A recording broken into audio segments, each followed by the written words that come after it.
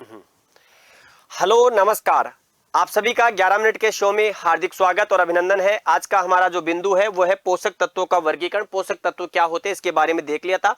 आइएगा पोषक तत्वों के वर्गीकरण को लेकर के हम आज के इस सेशन में चर्चा कर लेते हैं कि पोषक तत्वों का वर्गीकरण क्या है। तो पोषक तत्वों का वर्गीकरण, सबसे पहले हम बात करते हैं स्ट्रक्चरल एलिमेंट्स की, संरचनात्मक पोषक तत्व।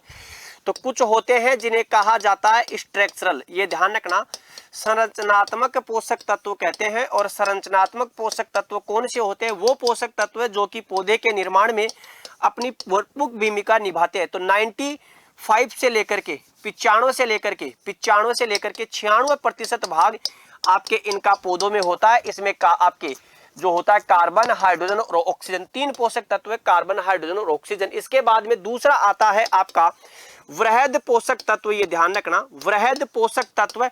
और वृहद पोषक तत्वों की जब हम बात करते हैं तो इसे कहते हैं, ये याद रखिएगा, मैक्रो कहते हैं, मैक्रो एलिमेंट्स, जिसमें आपके पौधों को वो पोषक तत्व जिनकी अधिक आवश्यकता होती है। तो देखिएगा कार्बन, हाइड्रोजन और ऑक्सीजन, इसमें देख लेते हैं। इसके बाद में नाइट्रोजन, फास्फोरस और पोटास देख लेते हैं। इसके बाद में कैल्शियम, मैग्नीशियम और हम सल्फर की बात कर लेते हैं। ये ध्यान रखना वृहद पोषक तत्व होते हैं।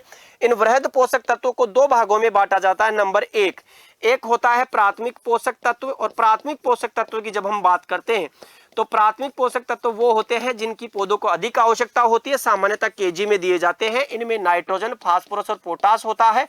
इसके बाद में जो आता है नंबर 2, वो आता है द्वितीयक पोषक तत्व। और द्वितीयक पोषक तत्व की अगर हम बात करें तो द्वितीयक पोषक तत्वों को क्या कह देते हैं, ये ध्यान रखना, द्वितीयक पोषक तत्वों को गौण पोषक तत्व भी कहते हैं, गौण पोषक तत्व भी कहते हैं। गौण पोषक तत्वों में किसकी बात करते हैं? कैल्शियम, मैग्नीशियम और सल्फर की बात करते हैं, ये ध्यान रखना।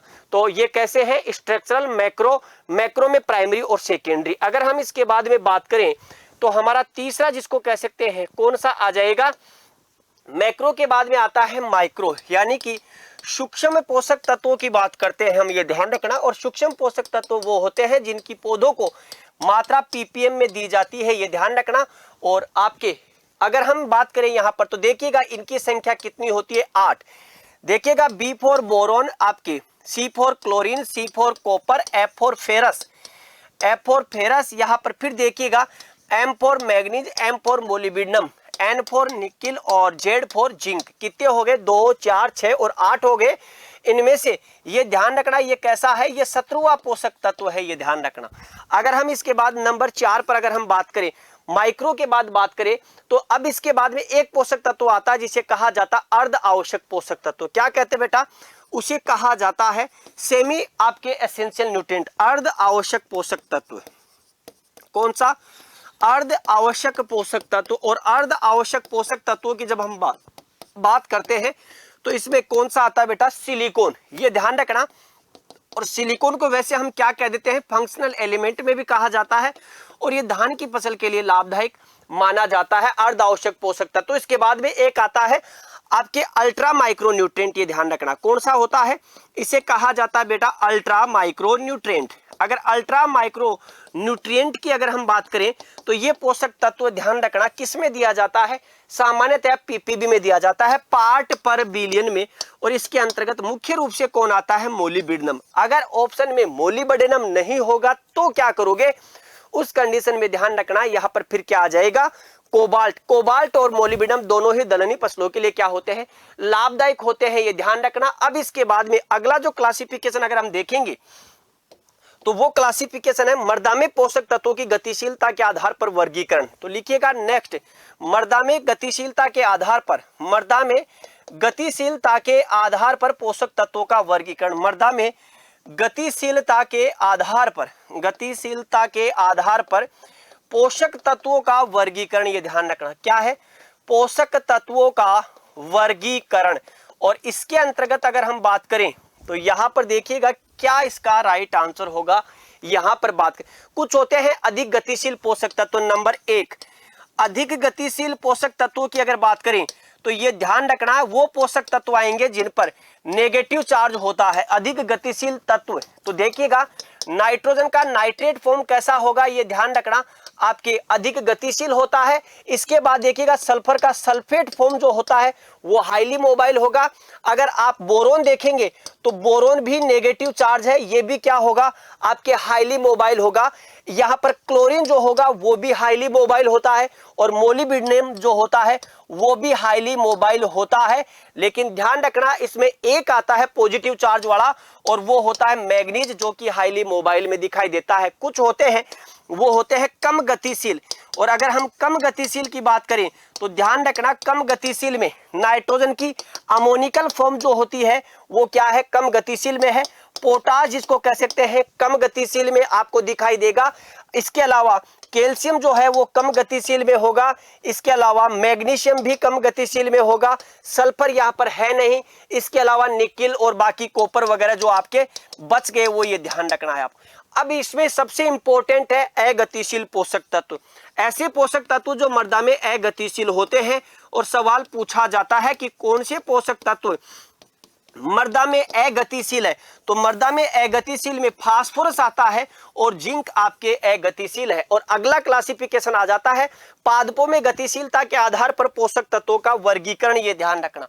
तो लिखिएगा अगला जिसको कह सकते हैं पादपों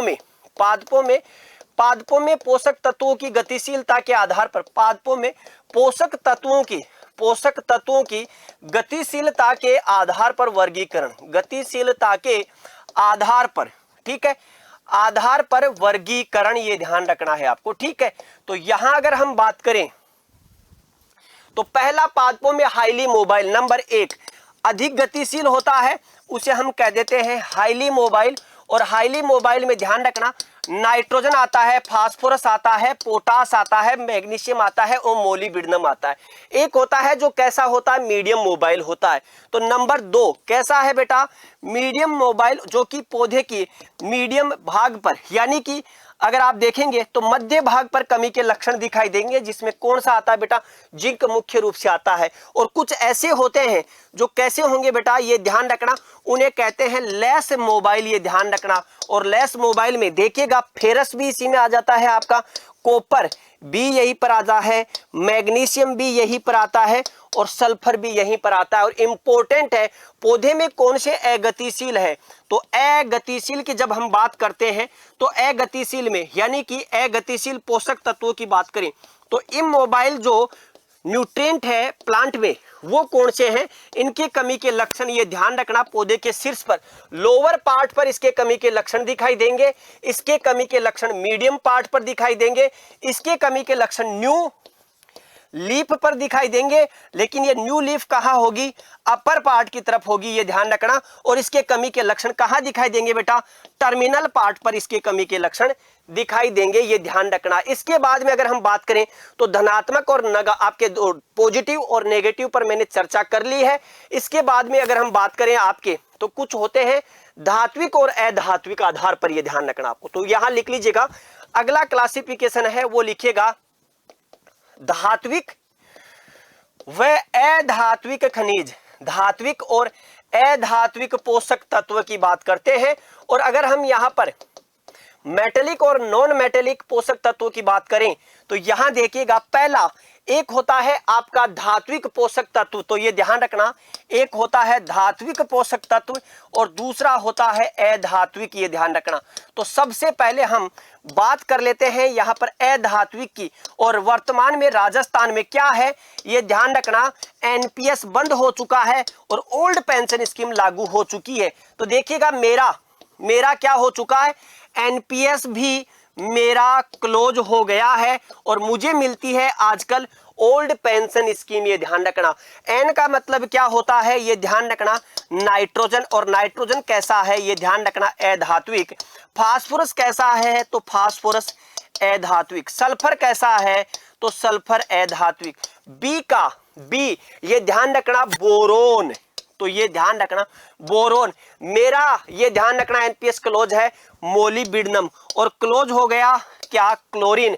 तो भाई बच गए वो लिख लो नाइट्रोजन, फास्फोरस, पोटाश यहां पर आ जाएगा, कैल्शियम नहीं है, कैल्शियम यहां पर आ जाएगा, मैग्नीशियम है, सल्फर यहां आ गया। फिर देखिएगा बी का बोरोन, सी का क्लोरीन यहां पर नहीं आएगा, सी का कॉपर देख लो, एफ का फेरस यहां पर आ जाएगा। फिर देखिएगा एन का निकेल आ जाएगा, मोलिब्डेनम यहाँ पर है, जिंक वगैरह, बाकी के जो बच गए वो सारे आपके क्या आ जाएंगे, ये ध्यान रखना। पोषक तत्वों को ग्रहण करने के प्रकार पर अगर हम देखें बात करें तो ध्यान रखना, पोषक तत्वों की कमी के लक्षण के आधार पर, ठीक है, पोषक तत्वों की कमी के लक्षण के आधार पर अगर हम बात करें, कमी के लक्षण के आधार पर, बेस पर अगर हम बात करें, ये ध्यान रखना है आपको, ठीक है। तो यहां पर देखिएगा कुछ ऐसे होंगे जिनके कमी के लक्षण कहां दिखाई देंगे, तो कमी के लक्षण ऊपर की तरफ दिखाई देंगे, कुछ के न्यू लीफ पर दिखाई देते हैं और कुछ के क्या होते हैं, मध्यम लीफ पर दिखाई देंगे, ये ध्यान रखना आपको, और कुछ के क्या होंगे, लोअर लीफ पर दिखाई देते हैं, यहां पर ध्यान रखना। यहां पर NPK, Mg और MO, यहां पर अगर देखोगे तो आपका जिंक, और यहां वाले पार्ट पर देखोगे तो यहां पर आपका फेरस है, यहां पर आपका Mn है, यहां पर आपका कॉपर है और सल्फर, इस वाले भाग पर कैल्शियम और बोरोन के कमी के लक्षण दिखाई देते हैं। तो ये था हमारा 11 मिनट का आज का शो। उम्मीद करता हूं आप सभी विद्यार्थियों को ये 11 मिनट का शो आपकी जिंदगी में 11 का राज बन करके निकलेगा। निश्चित रूप से आप विश्वास रखिएगा। शो अगर अच्छा लगा हो तो कमेंट बॉक्स के माध्यम से कमेंट करें, और आप क्या पढ़ना चाहते हैं इस 11 मिनट के शो में ये भी कमेंट करके बताएं। पुनः मिलते हैं अगले सेशन में, तब तक के लिए सभी को जय हिंद, जय भारत, बेस्ट ऑफ लक।